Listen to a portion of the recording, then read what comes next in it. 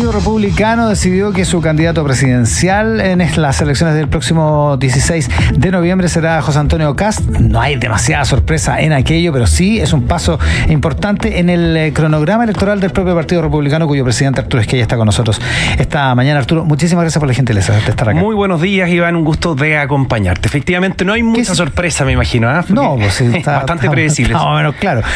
Igual siempre esperamos la capacidad de poder predecir lo que hacen los partidos políticos es algo positivo, a diferencia en otras áreas en donde se necesita más certeza.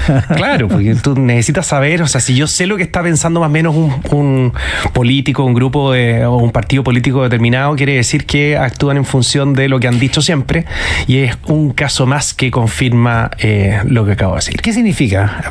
Es por de pronto, ya lo dijo el propio José Antonio Kast, es la última oportunidad o su última apuesta por una candidatura presidencial. ¿Qué significa lo que pasó el miércoles? Nosotros estamos siguiendo un cronograma que nos fijamos hace mucho tiempo, que tenía dentro de su contexto también el que durante todo el intertanto entre una elección y otra, José Antonio Kast no ha sido candidato presidencial permanente, no creemos, digamos, en esos candidatos eternos. Estuvo trabajando muy intensamente, nunca, desde la perspectiva personal de él, nunca dejando de lado la posibilidad de poder, digamos, llegar a lo que ocurrió verdaderamente el miércoles. Pero lo importante es que estuvo encabezando un equipo de personas que han estado preparando un plan de gobierno, pero particularmente en materia de seguridad. Él es la persona a cargo del diseño del plan de recuperación territorial, ¿ya?, como lo hemos denominado. Él mismo, junto evidentemente a un grupo de personas, y dentro de ello estoy yo también. Así que conozco bastante el detalle de lo que haríamos, digamos, desde la moneda para recuperar la seguridad en Chile. Se entiende, por lo tanto, que sea el epicentro del contenido de la campaña. O sea, sin ninguna duda. O sea, que eso no haya duda alguna para quienes nos están escuchando. Nosotros vamos a proponerle a Chile recuperar la seguridad, y no solo eso, sino que convertirnos en el país más seguro de Latinoamérica. Y sabemos cómo hacerlo.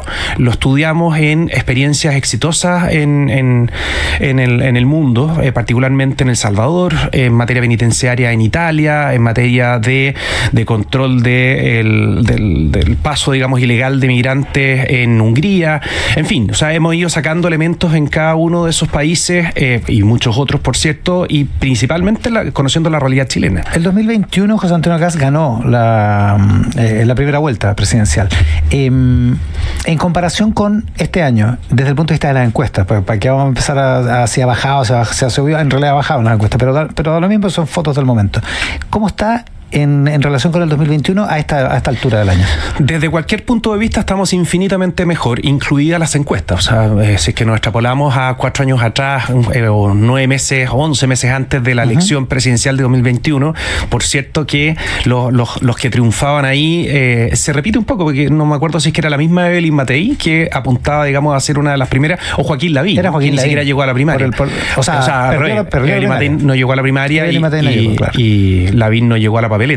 Entonces, ¿qué es lo que te dice eso? Que las encuestas, en el fondo, son una radiografía de cómo está la exposición frente a los medios de comunicación. Hemos tenido candidatos que han estado permanentemente en campaña durante estos últimos años. Nosotros, exprofeso, hemos estado, me refiero a José Antonio Kast, fuera de las pistas. No creemos conveniente estar permanentemente opinando de cualquier cosa, sino que estar trabajando para lo que va a venir ahora, que es darle a conocer a los chilenos en qué consiste nuestra política de shock en materia de seguridad, y también en materia de reactivación económica, en donde no vamos a volver a crecer al 4, el 5%, si es que no es también con una terapia de shock. ¿Terapia de shock en qué sentido? ¿A lo Milei? Sí, efectivamente. Si es que tú me dices qué modelo nos interesa en el fondo tener a la vista para avanzar rápido en materia de economía y reactivación de la inversión, es precisamente disminuyendo el gasto. Buena muestra está ocurriendo al otro lado de la cordillera. Disminuir el gasto en un 30% es algo que se podría perfectamente en Chile. Quizás los economistas sacaran la cabeza, pero ¿cómo van a lograr algo así? Bueno, quizás no 30%, pero tú logras disminuir una meta razonable de disminución de gasto. Disminuir un 10% es una locura. Tú puedes financiar lo que quieras si es que disminuye el 10%. Piensa que en materia de pensiones, cuando se hablaba de la brecha que se genera entre hombres y mujeres, por ponerte un ejemplo, estamos hablando de $400 millones, que imagínate lo que significa en el presupuesto de la nación, y si es que nosotros sacáramos un 10%, seguridad. O sea, un gobierno de José Antonio Kast disminuiría al menos el 10% del gasto. No, es evidente que no me voy a casar con una cifra exacta, porque en el fondo esto hay que aterrizarlo, un trabajo que se está haciendo por parte de un equipo, viendo cada uno de los programas. Aunque parezca increíble, esto me imagino que en una organización incluso pequeña no lo van a poder creer, pero está lleno de programas millonarios en Chile que no tienen evaluaciones como corresponde. Y hay programas también que están mal evaluados y siguen funcionando, porque no existe la determinación para cortarlo. Ahora, esto es calcado de la campaña del 2017 de Sebastián Piñera. Lo mismo. Programas que no están evaluados, programas que están mal evaluados, los vamos a cortar y no se cortó nada. Bueno, y una de las grandes diferencias que tenemos con los otros que están en carrera es que nosotros no hemos gobernado. Nosotros tenemos una mala evaluación de lo que fue el gobierno de Sebastián Piñera y una mala evaluación de lo que ha sido el gobierno de Gabriel Boric y una mala evaluación o pésima de lo que fue el gobierno de Michelle Bachelet. Claro, la otra posibilidad es que a lo mejor es más o menos difícil hacer los cortes. Es difícil, pero el elemento fundamental, y en esto se junta con el corazón de la propuesta nuestra que está en materia de seguridad, es la determinación de quien conduce el país. Y quien conduce el país tiene dos bajadas. Una es conducir el gobierno para todo lo que tenga que ver, digamos, con el Ejecutivo, que en Chile tú sabrás que es muy determinante, pero también nuestra Constitución nos entrega una categoría incluso superior y más relevante todavía para lo que pretendemos hacer, que es ser el conductor del Estado, el jefe de Estado. ¿Y por qué te digo esto? Porque si es que empezáramos a escarbar y tú me empezaras a preguntar en el fondo qué es lo que harían en materia de seguridad pública, nos vamos a topar con que muchas cosas son materias de ley, muchas tienen que ver con la interpretación de las leyes que le dan los tribunales de justicia a lo que está escrito, digamos, en los tipos penales, en fin, y todo eso efectivamente, si es que José Antonio Kast lo eligen presidente, nosotros vamos a interpretar la voluntad soberana como un mandato para hacer cambios en cada uno de los órganos constitucionales que nos dirijan a una lógica de entender la seguridad pública como nunca antes se había entendido en Chile. ¿Cambios en los órganos constitucionales? ¿A qué se refiere?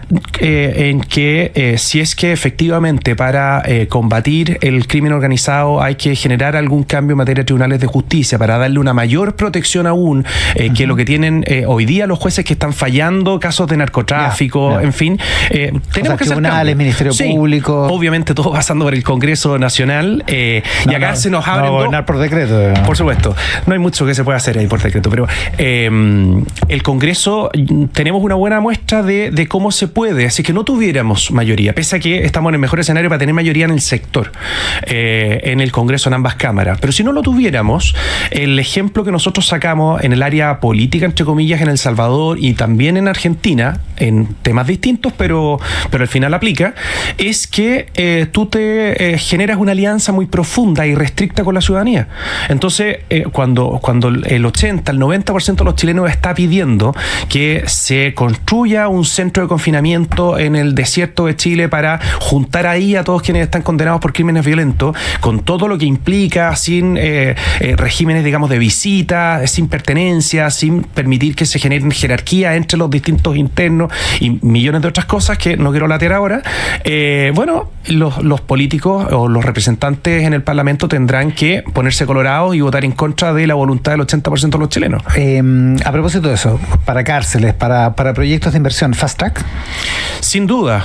Varios de estos proyectos, o sea, cuando se dice vamos a subir la capacidad de régimen cerrado en materia penitenciaria en 30, digamos, plazas, 30.000, por cierto, la verdad es que no es suficiente. Y no es suficiente también eso, emplazarlo en 4 años. Nosotros necesitamos construir y tener a disposición de los tribunales de justicia ese mismo número, 30.000, para llegar a un total de 100.000 en menos de un año. ¿En menos de un año? En un año, en El Salvador, un país con menor disposición de presupuesto, con menor desarrollo que Chile, construyeron una cárcel para 40.000 internos, 40.000, con medidas de seguridad que no existen en las unidades penitenciarias chilenas en un año. Eso nosotros lo podemos hacer, pero obviamente, y ahí nos pasamos quizás a otra materia, si es que siguiera el flujo normal de la permisología, evidentemente que no sería posible y por lo mismo va a ser muy importante el Fast Track. ¿Qué es lo que ha dicho este gobierno para su proyecto carcelario? ¿La ampliación de Santiago 1 corre de todas maneras? Yo lo encuentro negativa. No creo que sea una buena política penitenciaria emplazar las unidades al interior de las ciudades. Obviamente que acá están aprovechando el que se daban, digamos, algunas condiciones, pero así todo, si es que hubiera dependido de un gobierno republicano, habríamos buscado estar en la periferia, en lugares en donde no existe población alguna. Tú sabes que en general siempre fue el espíritu, salvo originariamente los centros penitenciarios estaban en la mitad de la ciudad, y por eso si es que uno recorre Chile te vas a encontrar con la antigua cárcel. En todo le dicen lo mismo, la cárcel vieja. Bueno, y se instalan, digamos, en la periferia y empieza a llegar la población alrededor, por las visitas, por el comercio que gira en torno, digamos, a las visitas a los presos, en fin. Nosotros tenemos que buscar las condiciones para que las cárceles no permitan que se les emplacen al lado de ellas las poblaciones que comúnmente ha ocurrido en distintas partes del país. Oiga, algunos otros temas. Uno cortito sobre pensiones. Yo sé que me va a decir que usted no le da orden a la bancada de diputados, pero ¿el republicano estaría por darle una unanimidad para que se suspenda la semana distrital y se pueda tramitar pensiones si eventualmente llega a la sala de la Cámara en la última semana de enero? Nosotros no vamos a hacer nada que permita o que facilite un manotazo a los ahorros de los trabajadores en Chile. Eso sin ninguna duda. Si es que quienes están en el acuerdo por el acuerdo, lo que quieren es tocar la campanilla y partir de vacaciones y que se cierre el telón de los medios de comunicación, porque eso es lo que ocurre cuando se nos propone legislar la última semana de enero y Chile, digamos, está en otra. Eso es como cuando las malas noticias, no sé si te has fijado en el año recién pasado, el gobierno de Boric siempre las comunicaba como los viernes a las 6 de la tarde. Bueno, ese es el mismo efecto, pero amplificado. Nosotros no vamos a estar disponibles para algo así, en ningún caso. Evidentemente que es una decisión. Depende del contenido del acuerdo. Evidentemente es una decisión que tiene que tomar la bancada, y algo, no lo estoy diciendo, digamos, por cuenta propia, porque algo hemos conversado, no han tomado una definición final, pero en lo que respecta, digamos, a los conocimientos que tenemos hoy día del proyecto, en ningún caso vamos a permitir ni facilitar que se le pegue un manotazo a los ahorros de los trabajadores, sea un 0,5, sea un 2%, da lo mismo. Me da la impresión, ¿y cómo está, consideran que sí es un manotazo? Sin ninguna duda. Se está preparando un manotazo. Quizás, claro, hoy día el ministro de Hacienda, incluso la gobernación completa, no pretende pegarle ese manotazo, pero está generando la disposición para que esos recursos estén a disposición de los políticos, más que de quien está pensando, digamos, en multiplicar tus ahorros para cuando te jubiles, Iván. Y eso es lo que a nosotros no nos gusta y lo vamos a defender hasta el final. Si no hubiéramos levantado la alerta en el Partido Republicano, probablemente ya habría existido o habría seguido avanzando una lógica dual en este incremento de la cotización del 6%, en una magnitud bastante mayor a la que hoy día estamos conociendo. Pero todo indica que no han salido de la lógica del préstamo o del 0,5, porque por algo nos están proponiendo legislar medio escondido en la última semana. Medio escondido. La otra posibilidad es que estén tratando de legislar rápido porque es un tema urgente, digamos. Tú sabes que hay un fantasma enorme en esta cuestión de las grandes reformas, y particularmente en aquellas que son negativas, en donde impera, digamos, la posición para cambiar la estructura, porque de repente alguien dice, y es legítimo discutirlo así, oye, pero el gobierno presentó una postura muchísimo más agresiva y desde la oposición, en el fondo, no han cedido mucho, teniendo a la vista todo lo que ha cedido el gobierno.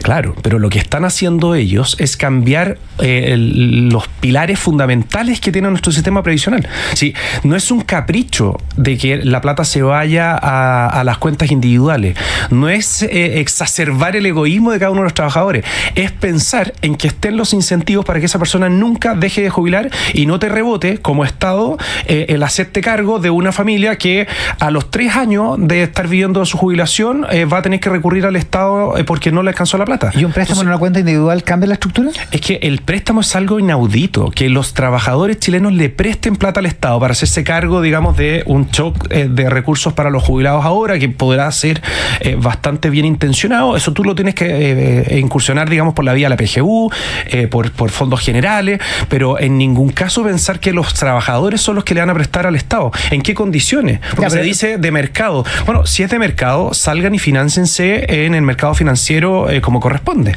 Pero en lo concreto, ustedes no van a facilitar el asunto. Así es. Y el segundo, otro tema. ¿Qué le pareció lo que dijo el presidente ayer sobre Venezuela, sobre Nicolás Maduro? Me pareció bien. Me pareció bien, me gusta que efectivamente haya imperado la cordura.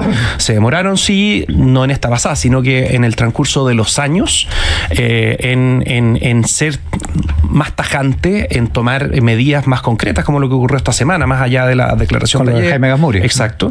Y eso me parece positivo. Ahora hay que ver las consecuencias, porque cada vez que han habido movimientos de ese tipo por parte del gobierno o del presidente de la República, viene una repercusión importante del Partido Comunista. Esa todavía no aparece, no sé si es que... ¿Tiene discurso hoy día Lautaro Carmona? Bueno, va a ser interesante escucharlo, o quizás va a tener que ver también en su comportamiento vinculándolo con el tema anterior, con la reforma de pensiones. Quizás se van a sentir, digamos, con una holgura mayor para poder hacer lo que ellos piensan debieran hacer, desde una vereda totalmente distinta, por cierto. Pero más allá, yendo a tu pregunta, creo que hay que ser muy claro. Lo que está ocurriendo en Venezuela es no solo un atentado sistemático a los derechos humanos de los venezolanos, sino que es lo que uno esperaría de una dictadura tan sangrienta y tan nociva como la de Maduro.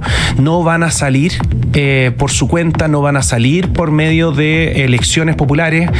Hoy día se asume un tercer mandato y van a haber tantos mandatos como le dé vida, o sea, como tenga vida, digamos, Maduro o sus sucesores, en fin, porque esa persona sabe que si salen del gobierno se van directo a la cárcel. Estamos con el presidente del Partido Republicano, Arturo Esquella. Y no van a salir sin una intervención de la comunidad internacional con fuerza y determinación. Y eso hay que tenerlo lo suficientemente claro. Y ya hemos visto, digamos, cómo la intervención militar que uno esperaría que al interior, digamos, de Venezuela se pudiera de alguna manera velar por la defensa de los derechos humanos de los venezolanos mismos. Eso no ha ocurrido en tantos años. La comunidad internacional va a tener que tomar medidas más duras, más firmes, y por lo mismo me gusta que, siendo de una vereda bastante más cercana a Maduro, la administración actual en Chile, al menos, digamos, desde el punto de vista de la declaración pública, se una al concierto de países que están condenando fuertemente esta dictadura en Venezuela. Si el republicano estuviera gobernando, ¿habría roto relaciones? ¿Habría alentado una intervención militar en Venezuela? No tenemos condiciones nosotros como para alentar una intervención militar allá, pero sí existen instituciones, sí existen organizaciones de países que podrían pasar a una segunda, una tercera etapa, y lo primero es alinear a todo el mundo, particularmente Latinoamérica y las principales potencias que tienen relación con Latinoamérica, para no reconocer a Maduro desde el día de hoy en adelante como presidente de ese país, y sí reconocer, y ahí hay un paso importante, quizás bastante poco usual en lo que se acostumbra en materia diplomática, reconocer a Edmundo González como presidente electo. Oiga, ya, lo último, nos queda un minuto. Volviendo al inicio, a propósito del esfuerzo presidencial y parlamentario que emprende Republicano, ¿no hace un poco de ruido o no distrae un poco del propósito principal ir al Tribunal Constitucional con pronóstico incierto por el caso de Isabel Allende y Maya Fernández? Todo lo contrario, confirma la determinación que tenemos de respetar las instituciones, de hacer valer lo que dice la Constitución política y las leyes. Acá es evidente lo que ocurrió. Si es que nuevamente la prensa no es la que destapa la olla, y mira cómo son las cosas, vinculándolo con lo de las pensiones de la última semana de enero. Nuevamente, ¿cuándo fue? ¿El 31 de diciembre? El día de Año Nuevo. Antes de la noche de Año Nuevo sale, digamos, esta noticia.